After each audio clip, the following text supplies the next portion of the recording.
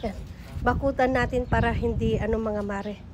Walang dahon-dahon na papasok sa. Yan, bigyan kita marami oh. Yan. Binata.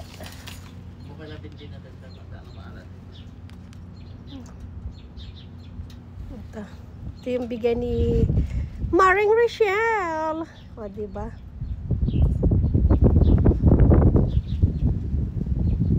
I think kailangan mo ng mas mahabang cable ties para sa taas niya.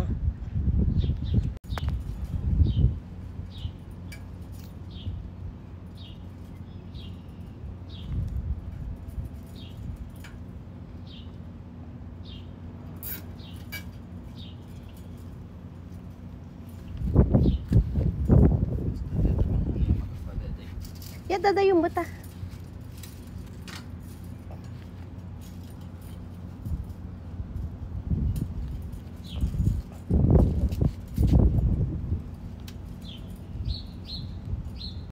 Yan, binabakuran namin ng ganitong mga mare, ganito lang naman. Plastic lang naman to. Bigay ni Ate Rochelle. Yan, napakinabangan mga mare. Hinaharangan ni Maritos ito para hindi mapunta dyan sa likod namin yung mga papel-papel, plastic o kaya mga dahon o diba mga mare, para naman kahit papano may harang. Tatakpan sana namin yung parang hindi na namin makikita yung sasakyan dito sa labas, kaya buti na lang meron tong bigay na Ate Rochelle. Maganda siya, napakinabangan talaga. At nakabili din kami ng cable tie. Buti na lang. Yan mga mare, ligpit-ligpit muna kami dito sa bahay. Magsusundo na kami mamaya sa mga bata.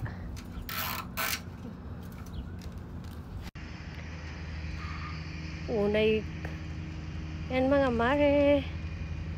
Tapos na. Diba?